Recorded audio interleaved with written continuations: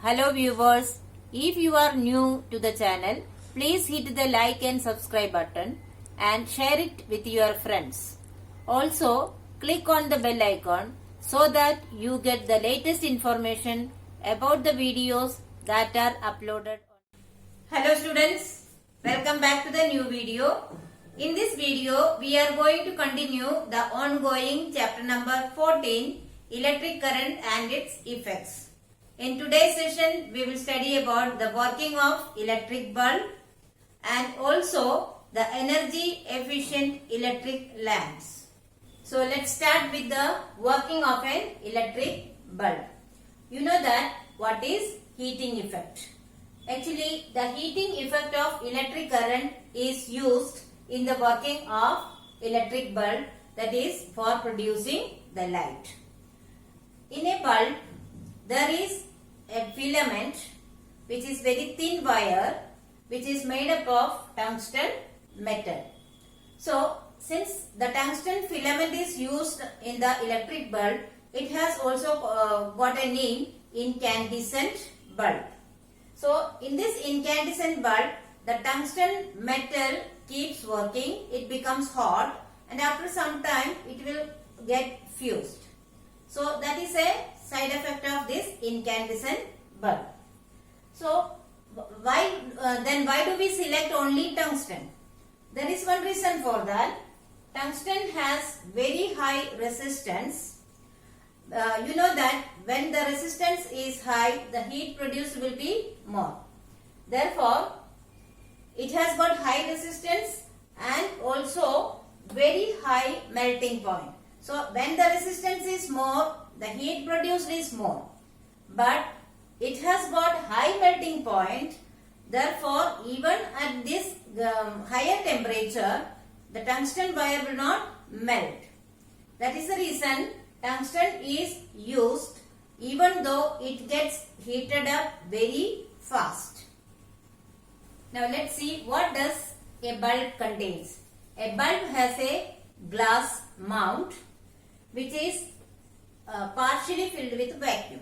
That is, it is partially vacuum, and vacuum means it is empty. Part of it is empty and partly it is filled with a gas. Which gas is filled in the bulb? It is filled with the argon gas. Now, what is the speciality of argon gas? Argon is an inert gas. Actually, the element argon is it is coming in such a group which do not react with any other element quickly. So, it is due to the fact that argon has got its outermost electronic shell complete. So, there is a group of elements in which the outermost shells are complete. So, about this electronic configuration and this group of elements you will learn in the higher classes.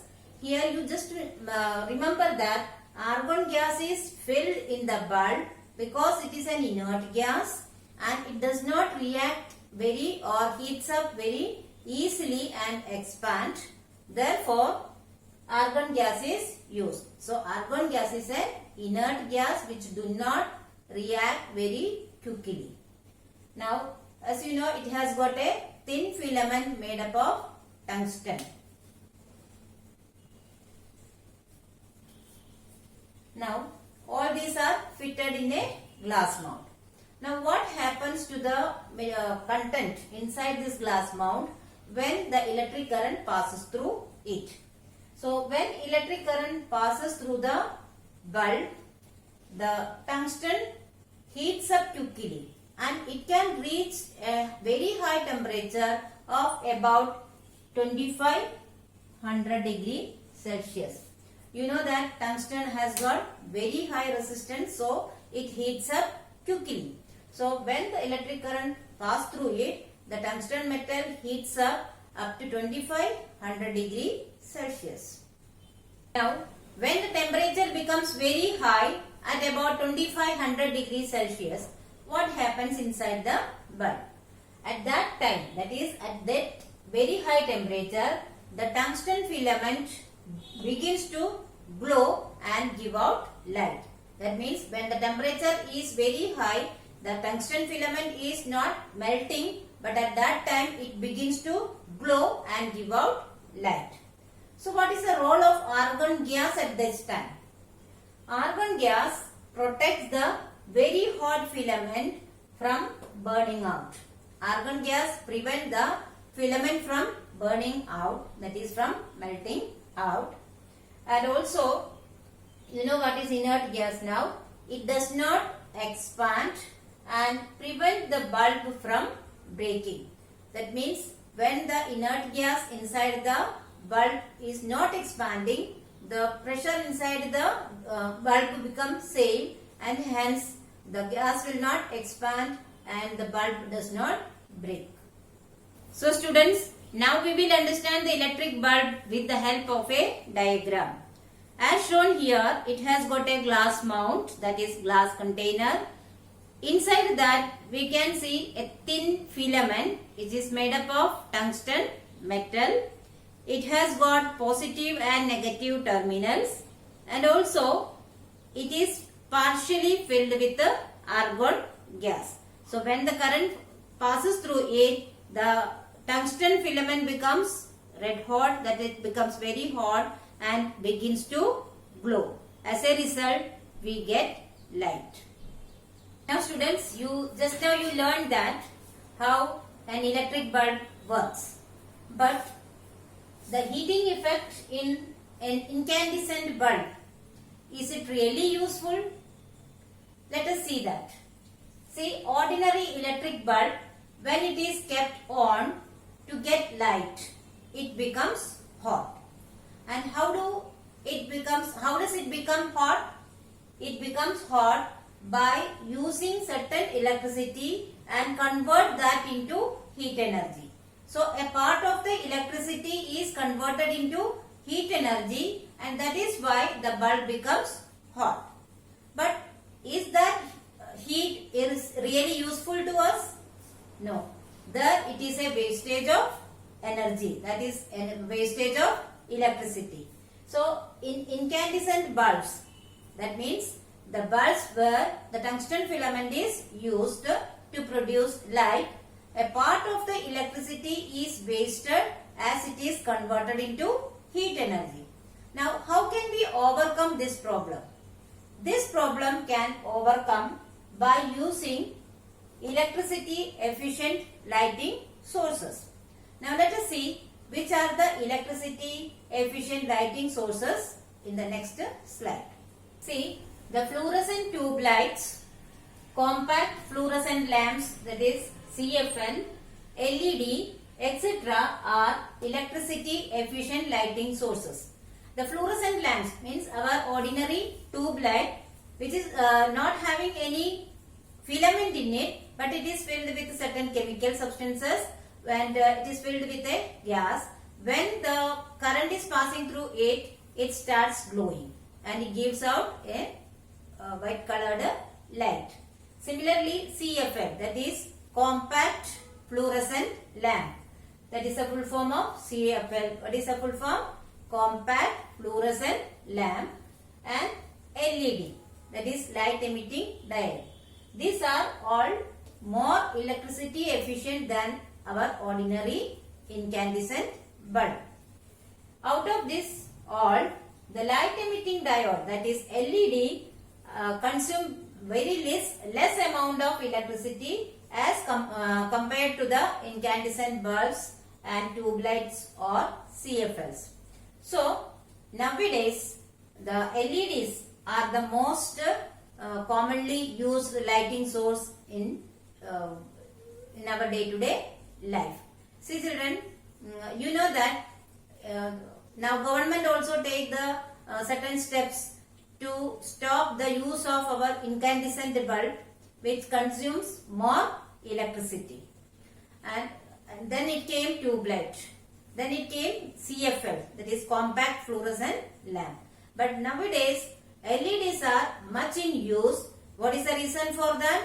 LEDs consume comparatively very less amount of electricity and also it is durable. It has got a long lifespan.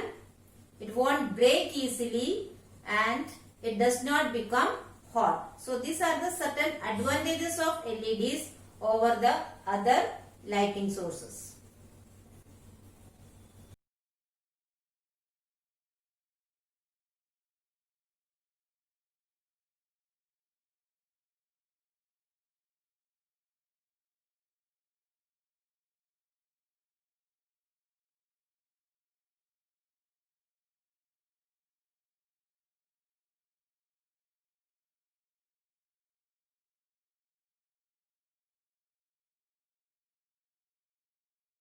How we will come to know that the specification, that is how much current is used, what is the power of the electricity that we are going to get from a product.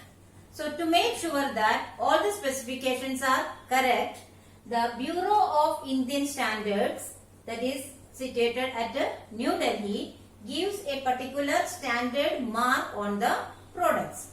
So this standard mark given by the Bureau of Indian Standards, it is known as ISI mark. So what is ISI mark? ISI mark is a standard mark given by the Bureau of Indian Standards on the products to make sure that all the things, that is specifications written on that product, are correct. It is an assurance. Okay. It is an assurance of specifications.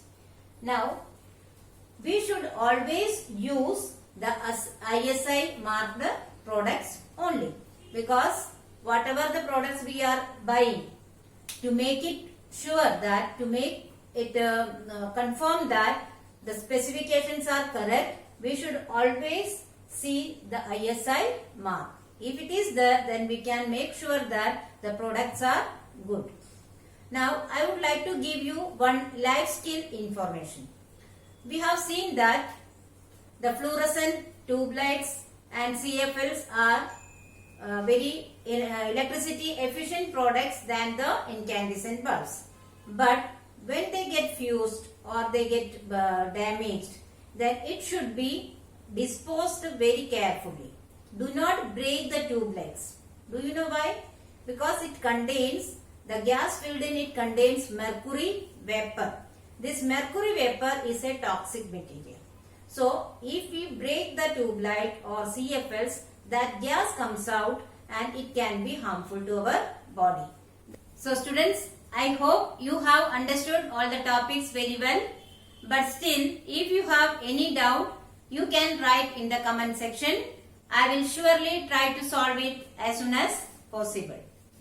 Here are some review questions. Please solve it in your notebook. Thank you.